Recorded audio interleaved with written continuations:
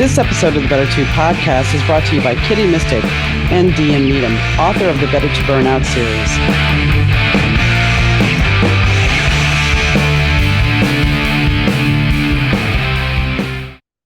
Today, I would like to tell you a little bit about one of my favorite places, Synergy Collective, a bohemian lifestyle brand curating wellness for the mind, body, home, and soul. Located in the heart of the Midwest, Rockford, Illinois. Inside the storefront and online, you'll find a beautiful selection of crystals and metaphysical tools, boho apparel and accessories, sustainable home and beauty items, books, candles, and other unique gifts. They also offer a variety of community events, classes, and workshops in their Rockford location, including some select classes that are taught by me. So I invite you to explore the collective at www.shopsynergycollective.com and use code BETTER215 at checkout for 15% off your first online purchase. Hi, gang. Welcome to the Better To podcast. I'm your host, Donna. Today's guest is Kat Rambo and Jennifer Brozek, and they are here to talk about their book, The Reinvented Detective. Well, here's the interesting part about that. While we do talk about the book, we also talk about Gen X, being Gen X, and we talk about scams, we talk about dating, and we talk about energy exchange because they plan on doing the reinvented currency after this book. So we talked about how currency is not always something that is tangible. And we talk about a lot of other things too. So tune in. Hey, Donna from the Better To podcast here. If you've listened to my show, you know that it always sounds great. That's thanks to the guys at Third Ear Audio Productions. Third Ear Audio helps podcasters, broadcasters, musicians, and business owners get their important messages out to their audience. Rich and the Third Ear Audio team are easy to work with. They're efficient and understand that your message is important to you. With quick turnaround and the true caring of your needs, Third Ear Audio is your go-to for any audio message. Reach out to Third Ear Audio at 312-388-5596. Rich and his team will deliver for you. That's 312-388-5596, or you could email them at info@thirdearaudio.com or visit them on the web at www.thirdearaudio.com. Hi, Jennifer. Hi, Kat. How are you doing today, ladies? Doing well. I'm doing pretty good. I had a big week, but I have no brain today, so it's going to be awesome. Well, I don't know where you guys fall into the astrology world, but yes, like everything is in Aquarius right now, which is an air planet. So the energy feels really, I would say starting last Thursday or Friday, my mind has been scattered. So yeah, I think that's just kind of the energy in the air too. Yeah. But yeah, I do dabble in Well, that last stuff. week I had 2 publications and an interview, and I typed the end on the draft of a novel. Nice. So, like, I really am like brain dead. I'm a fire sign, by the way. So I can testify because I've been watching her. She does we have co-writing sessions with my little community that I run, and Jen has been in there in co-working, just cranking out the words and finishing stuff up. So bravo. That's awesome. Congratulations. That is co-writing has been a savior when I have the don't want-us. Yeah. Well, there are those times where you, as a writer, you just get stuck and you can't, without any other motivation, how are you going to continue to go?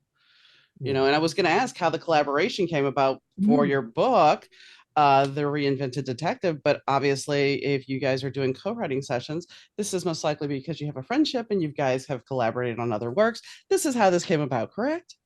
Well, I'm gonna let Kat do that. We are longtime friends. I don't remember what year we met, but we used to do co-writing in person at our local bookstore, and I met Jen at a number of conventions, and then we worked on the SFWA board together.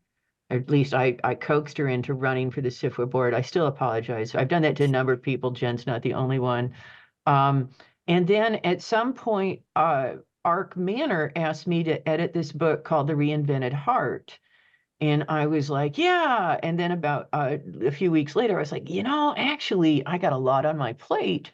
And I suggested to them that they bring Jen in instead of me. And I'll let Jen segue then into her account of what happened. Well, having watched Kat be the president of SFWA and me be on the board of directors, I I've always wanted to work with her. And when she brought this to me, I was like, it's not my project, so I don't have the real gumption, the like grab it by the theme and and run with it. So I was like, no, I don't want to do this on my own, but I'll do it with you. Yeah. Yeah. And because she has more experience in certain areas, plus she knows the publisher better. And I wanted to see how she worked as an editor as well. Okay. And it's been one of a really great collaboration because we have different strengths, and our differences in strengths, I think, play well with each other. We enjoy each other's company. We do, in fact, we have a weekly Zoom call. We may not do it today, though, Jen, because we've already interviewed together. So, yeah, it's just been great. And the Reinvented Detective has followed on the heels of the Reinvented Heart. And we really want to do another one, but we're waiting to see what happens. So please buy the Reinvented Detective so we can do the next one, which is going to be the Reinvented Coin. So it'll be like futuristic stories about economics and money, which I think is super, super interesting. I know there's folks who can be like, what? But I think it's all sorts of super cool stuff. You could absolutely do some beautiful stories about what constitutes currency and what is there to buy. The farther we get into the future and the more advanced the technology gets.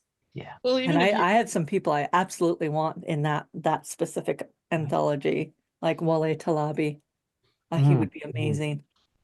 Well, even if you don't, when you look at currency, we look at the tangible currency, but even energy exchanges between people is a currency, and people don't think about that. They think, the random hookup. Let's just go have random hookups. Do you realize every time you have a random hookup, you're exchanging energy with somebody? You are. And people don't think about that. And so there's a currency even in the transaction that we're doing now, because there's an energy exchange, and we don't look at that. So we think of, currency as tangible, but it's not always. It's one of those things where you can see if you're having a conversation with someone and you have the connection, and then they pick up the phone and that connection just sort of goes. And also the whole idea of hookups, literally. I was just thinking about that. I mean, like the gesture that accompanied that. It's one of those things. It's, people don't really talk about that because, we are a society, especially now with technology. You can go on an app and you can find somebody to hook up with, and you don't know them from Adam, and you hook up and then you go on, and it's like, do you realize that now you've had that person's energy? And if they're not the nicest person, you can bathe, sure, but are you going to energetically clean yourself, or you're not thinking about that? Well, yeah. And I think it's weird because the internet has made this sort of both a very small world and a very large freaking world that you have access to.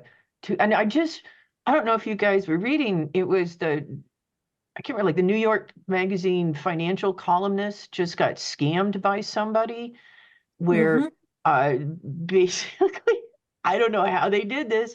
They conned her into turning over $50,000 and basically putting it into a shoebox, and then the white Mercedes pulled up and she passed the money in through the window. I was just reading about it today because I'm just like, how did you? But they had like said, like, we know your child, they're surveilling you.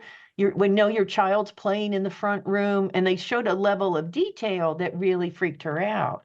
So I'm sorry, I interrupted you. No, because what I was going to say is there's also, I saw somebody sent me something from National Geographic's, their little TV show on YouTube, and it's about like scammers from overseas who basically will do black magic to try to solicit people to pay. They will claim that they are a guy or a girl and they're actually a guy, and then they go to a voodoo priestess or a priestess of whatever practice they're doing, because I don't want to lump voodoo in there because I know some people, but then they create this whole dark spell, and if they don't pay, they're going to end up dead. And it's just like, what the, so I mean, there's a lot of things where, and my own experience, because I lost my husband, I've had men reach out to me and start with the whole oil rig, doctor, whichever you want. And I mean, they've hit on me from anywhere from Pinterest to Goodreads, which always cracks me up. It's like, well, what books do you like? Do you realize I'm an author? It says right there, author. So what are you doing? And I mean, it's just the whole fact that they start out with this whole scam, and it's like, if you really pay attention, they're all the same, because they always start that their wife died or they're alone, and then it starts with the rest of the pity trip. The other one that I like that I just recently got, I think it was on Instagram, which is called Mostly Cats, because it's mostly pictures of my cats. They wanted me to answer their private message, and I wasn't going to at first, but then finally I'm like, all right, this is a new scam. Let's see what they're going to throw at me. Oh, well, you look just like my friend's sister who died of cancer, and I just wanted to say that you're so lovely. And I'm just like, you realize that there's, okay, no. All my life I've gotten you look like somebody I know. I have a very generic face in the, I think I know you. You look like somebody I used to date. You look like my friend's sister. I'm used to that. I'm also, we are all women of a certain age. I'm 53. I was just like, okay. So I lived before and after the internet. Yes. I remember when Google didn't exist. Yes. But the amount of crap that comes to any woman online, and you're just like, if it has, I'm a military doctor, a pilot, oil rig worker, medical person, entrepreneur, I love that one. And you have 7 images, and it's always a guy working out and 2 kids. It's like, I don't have a wife anymore. She's not in the picture. I'm like, I don't care. Yeah. Well, when they also start, usually they'll start off, hello, beautiful. Okay, if I was in my 20s and I needed your validation, then sure, I'd fall for that. But I am not in my 20s anymore. I know I have wrinkles. I have gray hair. I'm well aware of what I look like. So maybe I'm beautiful to you. Maybe I'm not. But don't start out the gate that way. Because even a guy at a bar back in the day, if they started that with me, I was just like, really? No. What's your favorite pickup line anybody's ever used on you? Worst? I don't. Well, okay. So it wasn't so much, I knew this person. I knew that this was what I would call the date from hell. I knew this person. He was my landlord's son, and we talked every morning. So one day he asked me out. I'm, I think 21, 22, somewhere in there. And he shows up at my house. And do you know what a glass insulator cover is from like the telephone poles? Okay. So he's like, I got you something. I'm like, okay. So I open it up, and here's his glass insulator cover. Mind you, I'm dressed because I left work. So I'm in business attire. So I'm kind of still in a suit. I'm kind of dressed up. He's wearing a members only jacket, a t-shirt, and jeans. So we know that this is not going to go well. This is just all right. So we go to dinner, and he tells me, I order my food. He orders the exact same thing. And he looks at me and goes, we're meant to be together. We ordered the same thing. And I'm just like, okay, all right. So we end up eating dinner, and we go to walk around the mall. I go in a bookstore. He goes, why do you want to go in there? Okay. And there was some there was a couple other red flags, but I'm going to fast forward. We get back to my apartment, and I am deliberately, I am so tired. Oh, cool. You have a record collection? And, this is the 80s. And I'm like, yeah, I do. And so he walks in and starts looking, and I was very much not so hardcore about get out of here. And so he starts looking through my record collection. I am yawning and yawning and yawning, trying to get him to get the hint. And finally he's like, I really think we should do this again. We're really destined to be together. And I'm like, Our food's the same. Our records are the same. Well, and to be fair, I also made my prom date crying, end up in the men's room crying through prom. Oh God. So, yeah. Oh, you heartless woman. I know. I'm not proud of that, but he wanted something else, and we were set up for by friends, and I just really wasn't going to go there because he wants to make out while we're dancing like everybody else. And I'm just like, let's just take it slow. Yeah. And he excuses himself, and I spend the prom with my best friend's boyfriend, who I knew anyway. We didn't do anything. We watched the band because we're both in bands at the time. And my date ended up in the men's room crying. Oh, yeah. So, well, yeah. I knew my husband when I met him. There were two things. One, I met him at a D&D game at Microsoft, run by my fabulous ex-boss. Two, when we would take walks together, it's kind of the sniff test. So we would walk down the street, and there's a specific house by itself. And I said, when the apocalypse comes, I'm taking over that house. And he looked at it, and he looked at me, and he's like, why? And so I explained it. And then he's like, oh, also, you don't have to worry about mice because one of the Microsoft garages is underneath it. And I was just like, all right, we got something there. And the final thing was our libraries overlapped by a third. Yeah. Nice. I love to read, and I like the fact that he reads. He reads more than I do at this point.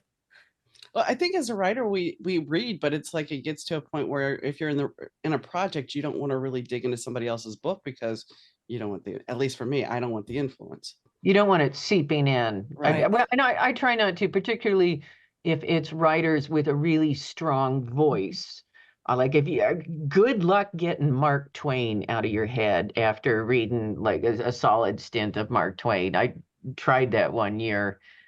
We didn't have a television, and so that was how we entertained ourselves that summer. Read through Tom Sawyer and then read through Huckleberry Finn. And then the semester started, and there were like 2 weeks where all I could write was like bad Twain pastiche because that voice just gets in your head. And I finally wrote a story that exercised it, but oh my God, I was worried Mark Twain was living in me forever. Yeah, I never read in the genre that I'm writing in, but fortunately I write in a lot of different genres.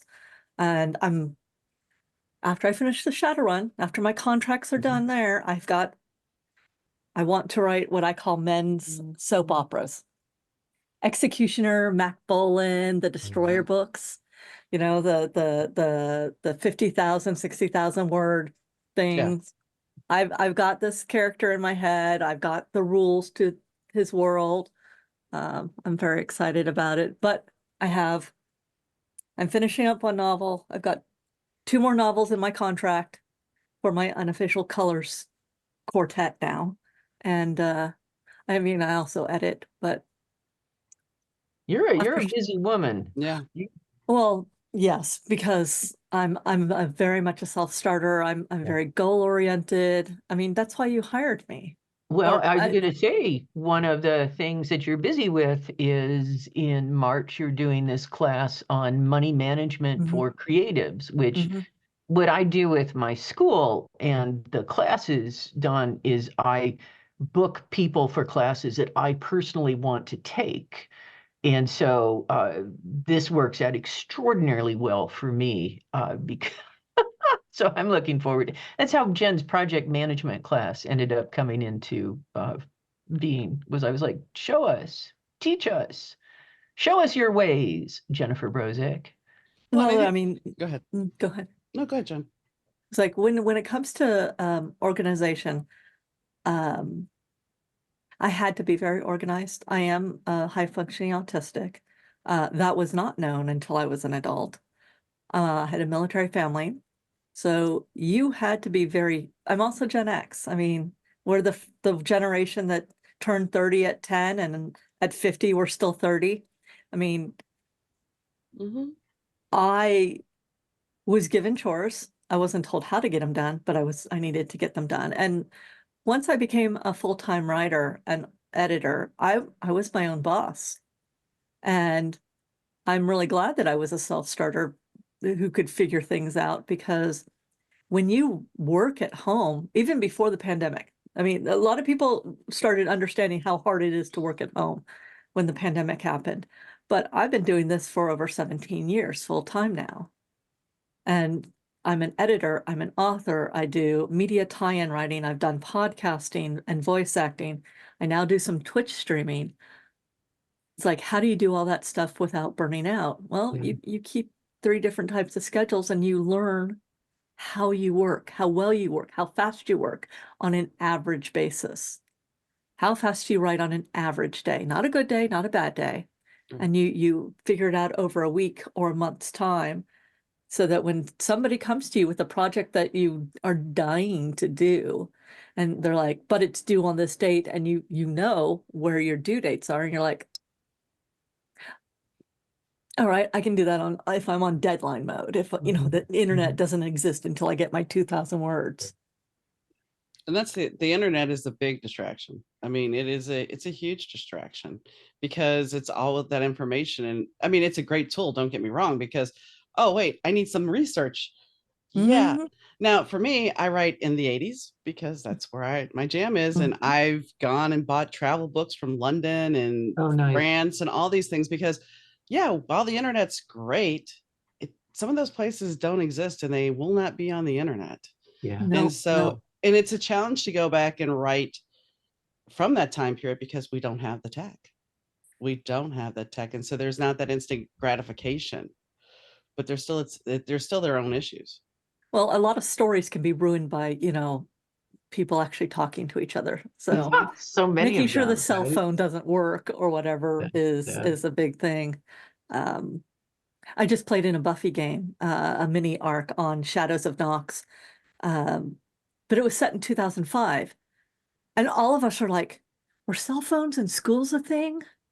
Or, we couldn't remember where things was. I mean, by 2005, I'm 25 years old. I'm working full time. I think I was working for 3DO at that point. But it's just remembering what tech was actually when, and having teenagers today unironically ask, were telephone booths a thing? Or is that just a movie thing? And it's like, you know what? They don't, it is an interesting question to look at. So if you extrapolate in the future of where we are now and where we're going to be in 50 years, where somebody says, was Zoom actually a thing? Yeah. Did you have would you really do that? I actually had this thought this morning, because on Instagram, there's all this People Choice Award pictures coming through, and I'm looking at it and I'm going, who the hell is that? And I'm thinking to myself, wait a second, go back to when you were in high school and you had your own celebrities and all these people were coming up. And yes, I still knew the older actors, because AMC at the time was all the classic movies that I would watch. But now it's like, I find myself being in the position that my mother was in, going, but my mom also had the rags. She loved the scandal rags. But still, there were some people, she's like, well, who's that? And MTV was the bane of her existence. That's going to rot your mind. But the fact of the matter is, I'm now at that point going, who the hell is this? Now I know some people, but some of them, I'm just, especially reality stars, I have no clue. I'm just like, unless I've heard enough gossip in the ethers about it, I have no clue. And I'm like, are you that out of touch now? Are you going to be an old broad? No. What's going on? But this is what happens, I think. It is. Well, it's such a scattered world. I mean, it's so much more access to things. I mean, because remember back in the day of 3 television channels and no internet. Oh, wait. And the channels went off at midnight. They went off at midnight. Flag coming up. I'd forgotten that. Oh, God. Yep. Remember getting up super early and it would just be that screen with like So, remember running to the TV on Saturday mornings to watch cartoons and Kung Fu theater? Yes. That was the high point of my week, I think, was Mhm. Saturday morning cartoons. I for at least a while. Yeah. Mhm. Yeah. Yeah, in New Orleans, the Saturday morning cartoon started off with the early morning Christian shows of Davy and Goliath and Jot, and then we moved on to the others. But that's I the way do it worked. remember Davy and Goliath because Oh, we had Davy. several religious channels here, Lester Sumrall and then some other ones. Yeah. Yeah. Yeah. I mean, Yeah. when you look at tech, there's a song that an obscure song kind of by Duran Duran, but you're Gen X, you Mhm. shouldn't. Yeah. Yeah, I was like, which one is which one? Well, back in 93, they released a song called Too Much Information. And the thing about it is that song is more relevant now Yeah. than back then, because now the internet really wasn't a huge thing in 93. It was just in its infancy. And now it's like, yeah, we are constantly bombarded. But Oh they were yeah. talking basically about cable coming at you, but it's like now we Yeah. get it everywhere. Yeah. Well, and now not only that, but we carry the source of it Mhm, with us, right? mhm. And so it's just I'm always I like to people watch, and so I'm always struck by how many people are just looking at their phones as opposed to I don't know, looking at the world, looking at the other people. So I mean, how many people do you see on a date now? And it's like they're not on a date; they're on a date with no, their they're phone, and that you yeah, just happen to be yeah, sitting across from somebody. yeah, yeah. I I try mean, to be, I mean, that's one of the things I try to be courteous about is when I am eating with somebody or hanging out with them, I try not to be kind of on the phone, and it just seems so rude. well, I, go ahead. I'm sorry, just this is a few years ago. I was at a conference down in Florida, and we all went out to dinner. And the next table over to us was like 12 to 15 people, and they were all deaf. And they were talking in sign language, and everybody was watching people's faces, and there were conversations going on, and everybody was involved, and nobody was looking at their phone. And then I kind of looked at my table, and at least I think like 5 of the 10 people were all, had the phone out, and it was just such a difference. And I cut you off there. No, I was just going to go back to, I mean, we all know this. We all grew up before we had a cell phone. Let's go over to my friend's house. Oh yeah, Well, let me call. Oh, they're not there. Well, maybe I'll just drive by and see if they're there. And if they're there, it'll work out. And if it doesn't, then I won't see them. I mean, yeah, we weren't, you could go to a restaurant and you could eat a meal without anybody bothering you. And yeah, now it's like people can find you wherever you are, yeah, yeah. Yeah. which is I kind of did wild. have I have a neighborhood that that's near a school, and my husband and I take walks from time to time. And I guess it was in the fall of last year, there were like 5 kids on bicycles shouting at each other about, oh, we should go get so and so. I don't know, is so and so home? I don't know. We should just go there. And it was this really wholesome moment Yeah. that uh, they I'm pretty sure they all had phones, but nobody they just wanted to go out there, check Yeah. and see if their friend was there and go. Um, and I think we're starting to get to that point with the youngest generation that they automatically start taking their phone and flipping it over and not paying attention to it because they have watched their parents not pay attention to them. They have watched, the other generations either get distracted by, get lambasted by, just not understand the technology. And this latest generation, they're going backwards. And no, I don't want the phone. I mean, yeah, the phone's a tool, but it's so common now. I don't care. And one of the things I've seen with the 21, 22, 23-year-olds, besides the interest of them going to non-alcoholic bars, every one of them, either they have specific rules about everybody, they stack their phones up, and if anybody grabs the phone, they pay the bill. Oh, that's interesting. I Yeah. like that. Yeah, and I think it's interesting that there's this teeter-totter effect of we didn't have tech, so we want tech. We had tech, and then the next generation is like, well, we have better tech and we know how to use it better. And then there's the youngest generation going, well, yeah, you know how to use it better. We also know how much it's destroyed you, and you have not paid attention to us. And then so it's this teeter-totter effect of how people use technology. Yeah. And the Grimm's fairy tales is the term, cautionary tales of people living their young lives online. I'm so glad there were no cell phones when I was a teenager, because I did some stupid shit as a teenager, and I'm glad none of it got caught on film. Well, we had a video camera we took to the mall, so there is something that was me and my friend. Some has been preserved. Me and my friend, we faked a British accent. We had two of our male friends following us around, and yeah, they all bought it, and it's preserved on a VHS tape in my collection. Until the VHS tape degrades. That's it. It's still good, and I have the capability of transferring it, but I will never let it see the light of day. Why not? Because it's one of those things. It's one of those youthful things, and then I don't talk to those people anymore, so there's the whole liability of aspect of putting this out there. And you don't want to there is that invade their privacy. Well, I think that's a very valid thing. I think another thing that the younger generation is aware of is that it is invasive to put somebody's likeness up. But in what is it? In the comic book conventions, cosplay is not consent, and people are good about that, I think. Right. I mean, I have a project coming out. I'm going to kickstart at the end of March called Dear Pen Pal, Belgium 1980, and I'm literally, if people back this, they will get 2 physical letters from me a month for a year from fictionalized me living in Belgium in 1980. Nice. And obviously I had a family then, and I had to talk to my sister and my brother about it. And my sister was all over it. She was like, I'm intrigued. I want to be in it.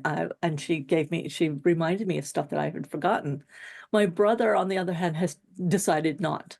He did not want to be as part of it.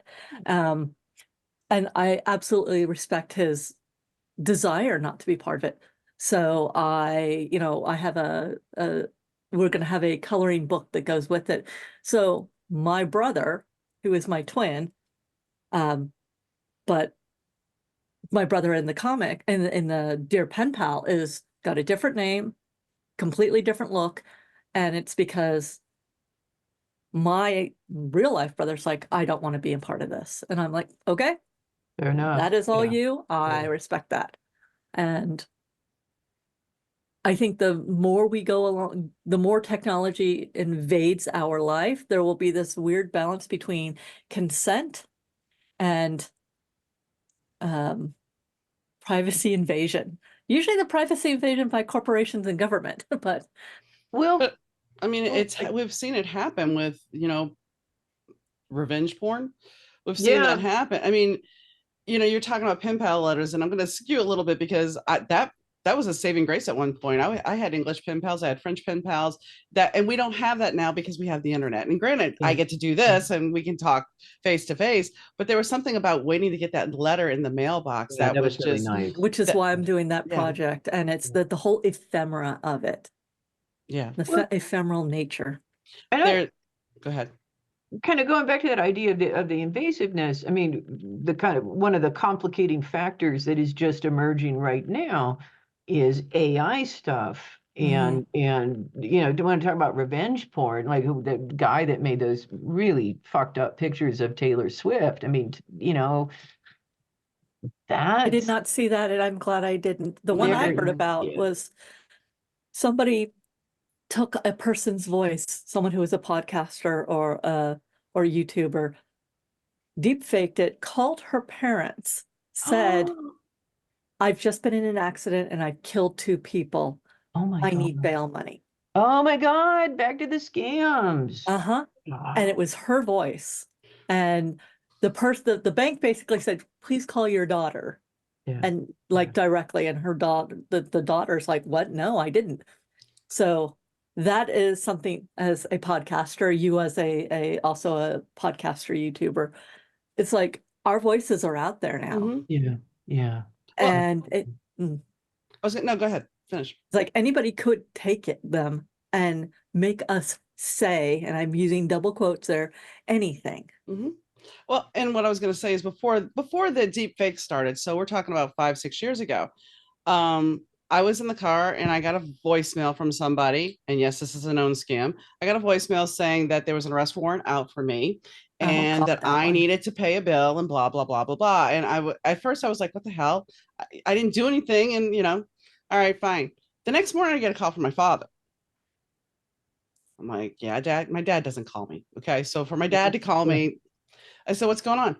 Well, I got this call. Okay, what'd you get a call for? Somebody's got an arrest warrant out for you. I told him I didn't know who you were and that we were estranged. We haven't talked, but you better take care of this because you're going to go to jail. I'm like, Dad, it's a scam. No, it's not. You better, Dad, it's a scam. I sent him all the information. Yeah. Fast forward to last year, and my dad was scammed out of some money. He lost his Facebook account and was scammed out of money. And my dad is an intelligent man. But so I get totally what you're saying about, yeah, they can do whatever they want with my voice, with my likeness. I mean, you remember that whole app that could make a person's picture come to life. So just being able to do that, you have to be more discerning, which goes back to your book. Really, this all wraps back into the book, because when you think about it, we have technology that can create something, to a narrative, to make it look like somebody committed a crime that they had nothing to do with. Yeah. And how do you stop that? We have movies that support this, like Minority Report. That was all about psychics, but it also talked about technology, about the crime was going to happen beforehand. We have Blade Runner, that we had those kind of tech things, and RoboCop, all these movies that have kind of illuminated to that. And of course there's Terminator. And but we look at this and go, oh, it was just a movie. But sometimes fiction bleeds into reality. So, here's the big question. AI is a great tool, yes. But at what point, if you can spend an afternoon with Chat GPT, which I've never used, and you can get all this information, is that information really true? And where did that information come from? It's not. Right. So this is what I'm saying. So we're creating false narratives occasionally, because somebody's giving you information that is not true, but you're going to listen to it anyway. Yeah. Yeah. One of the things that I read about why corporations want to use AI is when they commit a crime, there is, quote unquote, no one to blame because AI told them to do it, or AI did it. AI stole the image. AI did this thing. I mean, there's been an article that came out recently about what flowers are safe around your cats, and like the very first plant the Chat GPT said was safe were lilies, which is not true. No, lilies are incredibly lethal to cats. Mm-hmm. I mean, just the pollen is lethal, and I'm wondering how far corporations who use AI are going to go to push that the illegality of whatever they want. Like Spotify with Findaway Voices. Did you hear about that one? No, what was that? Oh, go ahead. Sorry. Well, you can... No, I don't know all the details. I just know enough about it. Findaway Voices. Do I still have the article? No. There's a big backlash about it. Findaway Voices, owned by Spotify, basically say, if you have your novel on our service, you give us non-revocable rights to be able. Yes, but it's not exclusive. Right. Non-revocable rights to use this, change this, make extrapolations of your work. Mm-hmm. And you can't sue us. We don't owe you anything. We get to take everything. I mean, it is ruinous, the amount of stuff that this thing wanted. The second book I wrote, I did it because a publishing house had an open contest, a legit publishing house, not a vanity pub. We're talking a legit. And I wrote the book and I got to the contract, and there was a line in that contract that said, if we happen to write a book just like yours, you can't sue us.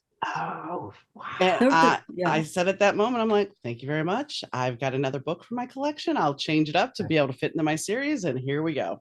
It's one of the things I say about all the all contests, especially a lot of people want to get into writing IP, which is intellectual property, writing in other worlds, anything for Star Trek, Star Wars, any of the role-playing games, Valdemar, any of that. That's IP work. A lot of contests say, once you submit you do your submission, we own it, lock, stock, and barrel. Whether you win, lose, or place, we own this now. And I was just like, nope, I'm out. Yeah, I'm out. but I mean, you want that stardom. You want to be part of that. I'm sorry, I didn't mean to cut you off. No, I do think sometimes, back when I was working with SFWA, the Science Fiction Fantasy Writers Association, sometimes this was a result of people just not understanding how intellectual property worked. And you would get somebody with just a terrible contract for fiction where it'd be like, we own this now. And, and you would talk to them and they would say, oh, yeah, we just grabbed that off the internet from a nonfiction, thing or whatever, which one of the reasons that we started doing or kept kind of renewed the idea of model contracts. So I just like some of this stuff is just sheer incompetence in blundering around. I think corporations are evil. I mean, just sort of without any question, and they're going to maximize stuff as much as they can. But I think a lot of times when it's human beings involved that are not billionaires, it's just people not understanding all the consequences. Mm-hmm. I just think that if you're going to write an original book on spec, which means they don't writing anything on spec means, yes, you can write for me. I don't guarantee I will buy it from you. Yeah. If you write, say, a Dark Crystal book for a contest and you do not win, but thus you don't get anything, you get no recognition. But the book that comes out isn't the book that was the one that won. It's very much like the second book, the other one. And say you were the person who wrote that second book, but you get no credit for it because the moment you sent that book in by the rules of the contest, and it's with, I know IP corporations do it to protect their IP because ideas are not hard. Ideas are a dime a dozen. It's the execution that's hard and messy. So it's like if somebody wants to write some fan fiction in the Battles Heck or Shadowrun that I have written, I can't read it, or I personally will not read it. But if I have already planned an arc which will have that thing that you say is your original idea, if I've written it and somebody else said, no, wait, you stole that story from me, that's why that's in the contest rules. And yet I'm like, if you have the wherewithal to write an entire novel, maybe not do it on a contest. Yeah. No, and that's, I mean, for me, it was a challenge because I wrote the novel in a month. And I had never done that before, but it was like, it gave me the push to do it.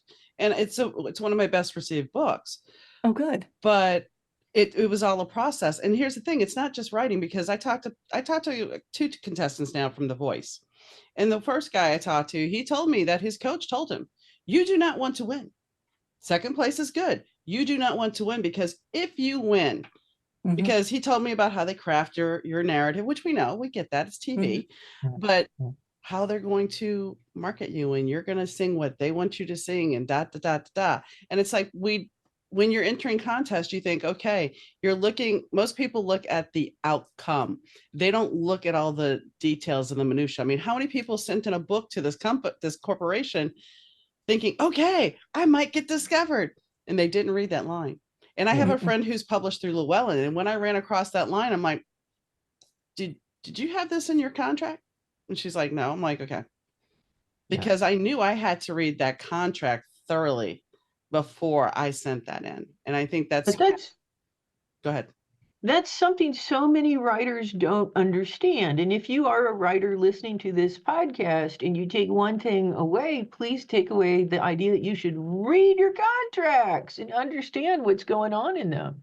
Yeah. Also, read your contract like someone a lawful evil lawyer who hates you is going to administer it. It does not matter who you signed the contract with or how friendly you are with them. What's on the paper and how it can be interpreted is what matters. I think it was actually Kat who told me that you never want to sign the first contract you're given because it's a boilerplate. You need to take that contract and massage it until it fits your project, your needs, what rights you're willing to give up. If you don't have an agent, I didn't have an agent for the first 10 years of my writing career. You go find somebody who knows enough about contracts, or you go look on the SFWA website about, oh, there's a kitty in the background. Sorry. It's okay. It's Chloe. That is Chloe.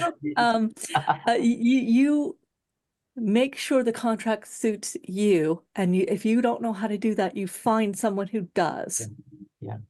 Because people in the publishing business can promise you the world. It's not real until it's on a contract. And even then it's suspect because contracts get broken all the time. Yeah. Yeah. I think that's, another takeaway for anybody listening to the podcast that is a writer is the fact that this is really a business. We don't look at that aspect. We look at, I'm writing a book. It's going to be great. It's going to be fun. And people are going to read it. Okay. But even if you are even if you have a publishing house with you, you still have to do the marketing. You still have to create this as a business. And I think that's not what most people think about it. They think it's just, I'm writing a book, it's going to be great, and that's it. And I think before, back in the day, it must have been easier that the book companies, the book publishers would actually help you market. I don't know that that's the case so much anymore because you have to have your social media and you have to be active on your social media. So, it's a business when it comes down to it. It is a business and there's business expenses and there's business dealings you have to know and be aware of. Yeah. Yeah. This is all absolutely true. Kind of discouraging, but it's also where, it's possible to do. Right, one but of the cool things. Oh, go ahead. What's happening right now, don't let people stop you from writing. And because every voice out there actually really does matter because only they tell the stories that only they can tell. Mm-hmm. I'm about to teach a class at the library here, the local library, about writing, how to become a writer, or being a writer and becoming an author, which it's all the same thing, but people in their mind with their mindset. So we have this billboard in town. It's not a huge billboard, but it's big enough. It's electronic. And I figured the library puts up classes all the time and everything else. So the other morning I'm at the stoplight and I see myself on the billboard with the class. And I'm just like, okay. I wasn't expecting that. It was kind of shocking, but it was a nice touch as a writer or as an author. You're sitting there going, well, look, that's a nice little bit of promo there, but it was still kind of shocking because you're not expecting that. So yeah, it's weird when you get success though. It's weird when you have a little success, even if it's just that. Well, this is such a kind of like weird and wacky profession and often very thankless, but there's also just these kind of wonderful, bizarre little moments where, like you see yourself on a billboard, or I had LeVar Burton call me up and do a story on my podcast. Nice. on his podcast. He read one of my stories. And and that was like one of those moments where I'm like, oh, that's Jen, awesome. you have a surreal moment where you were just like, oh. Well, the two that stand out in my mind were earlier in my career. When I said I was going to Oricon one year, somebody I did not know started doing the squee, Jennifer Brozek's coming to our convention on social media. And that turned out to be Wendy Wagner. Oh, I love Wendy. She's one of the best writers and editors I know. The other was at a convention, I had someone show up with 6 of my anthologies that I had edited. And I just kind of looked at her and she says, well, if it's a Brozek anthology, it's going to be a good one. And I'm like, oh my God, I'm an adjective. Wow. I'm That's an adjective. awesome. That's so cool. Very cool. I mean, other Very ones cool. are like, I wrote on a video game called Shadowrun Returns for Harebrained Schemes. I was at Gen Con and I walked in with one of those big rooms where there's like hundreds of people, and Harebrained Schemes was on the stage talking about Shadowrun Returns. And I was in the back with one of my other editors who actually recommended me for the job. And in the middle of it, I don't know if it was Mitch Glittleman or Jordan Weissman. He says, oh, and back there's Jennifer Brozek. She's one of the writers for Shadowrun Returns. And like the entire audience turned and there was this, ooh, and like they all clapped. And I was just like, oh, talk about an Nice. energy exchange. That's so awesome. Oh my gosh, Nice. I could get used to this. Yeah. But it was weird. And the other one was the first Gen Con during the pandemic that I actually went to. Mhm. People literally ran to my booth. Oh, nice. An author. Literally ran. That's Here, cool. oh, she's here. Like they ran to my booth. I've seen people run for Jim Butcher and for Charlene Harris and, to get to them first. But I had like 3 people run to my booth specifically to get my newest Battletech. And I was yeah. like, this is so weird. That's awesome. Why would I'm scoring serious points with my little cousin because Jen's going to give me copies of her autographed books that I'm going to ship to him while we will exchange them when we are going to view the eclipse. Yeah. Nice. We're going to do a joint trip and watch the eclipse, and I think that will be fun. Yeah, I've never seen a full solar eclipse, and I really want to. So yeah, that's one of the trips we're doing this year. That should be great. I mean, it should be a lot of fun for you guys, and it'll be intense, but it should be good. It should be. So what is your strangest thing, Dawn? There was one person that I wanted to give my book to, that since I wrote it, that it was like the dream person I wanted to give the book to. And I knew that person was in town, and I was sitting in the hotel lobby waiting for this person, and something told me to get up, to go upstairs and get something to eat because I was hungry. And I got up and I looked, there was another lobby, and I was like, oh, there's another lobby. So I was distracted for a moment. I turned around, I hit the elevator button, and he walked out the door. And I was just like, hi. And he's like, hi. And I had met him before. So it's not like he doesn't know me. It's been like 19 years since the last time I've seen him. And I said, I doubt you remember me. He's like, oh no, I remember you. I don't remember your name, but I remember you. I'm like, okay. And I said, I got something for you. He's like, what? I said, I got a book. He's like, really? I was like, yeah. And I wrote it. He was just smiling. I was like, you wrote it? And I'm like, yeah. And he was tickled. We took a picture and that was it. And I'm not going to name names. That's awesome. But yeah, it was the person that I really wanted to give the book to, and they are a celebrity. So it was like, I did it. It was a big goal, and I accomplished it. So yeah, that was seeing the smile on his face. I would say that had to be one of the best moments. Mm-hmm. So especially when they do remember you. Yeah, I mean, a person of his nature after 19 years still remembering me, that was pretty freaking cool. That is super. I love that. So that's my surreal moment. But yeah, I haven't. My first book, I've already had my first signing at Barnes and Noble, because my first book, I wrote most of it at Barnes and Noble, and they were closing the location, and I became friends with everybody. They were having a new writer's night. And so my friend's like, if you get your book finished, if you get it all done and ready, you can be a part of it. I'm like, all right. So I did. So I've already had my signing at Barnes and Noble. So that was kind of surreal, just being there it was with some other authors, but still, being able to say that I've done this. So that was kind of cool. So there's a lot more to do, I know, but I think technology is wonderful in the fact that I was a guest of honor in a convention in Sweden and one in Finland, because people found my website and they were looking for women authors who are gamers and authors, or authors and editors. And I know, Kat, you've had people contact you to take, I think you went to Spain. I had the weirdest thing happen, which is like a few years ago. A guy contacted me and said, I want to translate some of your stories into Spanish, and I want to do a collection. And I was like, okay, which of the collections do you want to translate? He's like, no, I want a new one. And he's like, and yeah, I think I can get the city of Barcelona to bring you over for this Barcelona Fantastic Genre Festival. I was like, yeah, that's going to happen. Because you know how it is. Like people, Yeah. Let me blow smoke up your ass. That's it. And then by God, it did happen. And he's like, come over to Barcelona and we'll do 3 different festivals. And I've got an apartment that you can stay in because he had extra place. And I ended up spending a month in Spain. Absolutely loved it. And then this year, last year went back and ran a writing retreat there in an 11th century castle, which is its own whole story. But that's how I met my publisher, Christian, and he is awesome. Shout out to Christian if you are listening.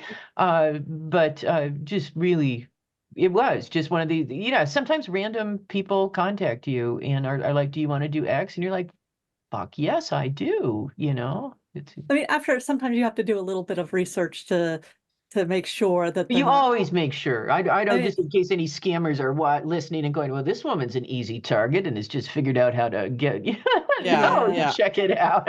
well, like the GothCon, what they do is they ask the previous year who did they recommend it, and it turned out to be Kenneth Haidt, who writes a lot of role-playing game and Cthulhu stuff, and Ken had just written for me, and so he recommended me, and they're like, and you can talk to Kenneth about how this is. And the cool thing about GothCon is all of the stuff for me was paid for by the government, because as my handler there said, well, we're gamers. It's not like we don't understand how to fill out forms. So that's how that happened. I don't remember how TrackCon in Finland happened. Oh my God. I love going to these places, and they get really excited when I'm like, I would like to go to one of your favorite museums, because they always ask the guests of honor, what do you want to do while you're here? I'm like, play Pokemon go to museums. Nice. And going back to scammers real quick, for anybody that's an author, you do have to be careful of people calling you once. I mean, I did the Romance Writers Convention recently. Oh. It was all virtual. But after that, I started getting really weird phone calls on my voicemail about, we're going to help promote you, blah, blah, blah. Yeah. And then you also get the Facebook scammers. The Facebook scammers that are like, hey, I can help promote your book. And to be honest, after my husband passed, I hired a public relations agent. That was the worst thing in the world for me to do, because she did absolutely nothing and I blew $7,000. Yeah. Yeah, it was a very costly mistake. Bad actors out there. But looking at the website, you would have thought she knew exactly what she was doing. And yes, I have an NDA, so I can't really name names, but I can still talk about it because I went through this, and it's a very costly mistake. So the best person that can be your own PR agent, especially if you're an indie, is yourself. Yeah, it really is. And absolutely. I believe there's a statistic, if you have something like 1,000 loyal fans, you have a career. Yeah. And my advice on social media and being a writer is, 1, have a pet, because your pets will sell your books. 2, be a real person. And the third thing is share the love. Yeah. Rising tides lift all boats. And it's like, I have a thing. If you have a new spec fic project out, I have something called Tell Me. It's kind of like the big idea, or my favorite things, or the 5 things I've learned. And we sit down, quote unquote, what would you tell me if we were sitting down over a meal? Something that's not in your book, something to connect you to the reader. Yeah. And you tell me about it in an essay, and then it goes out all over my social media, hits about 20,000 people. And it's like, it's one of those things where I learned something about the author or the artist, because it's, spec fic is all over. And it connects the reader to that creator. in a way that they wouldn't necessarily get. And I like doing that. I've done over 150 of them now on my blog. So That's that nice. is an offer that's out there. If you go That- to my blog, you can find the tell me and where to submit.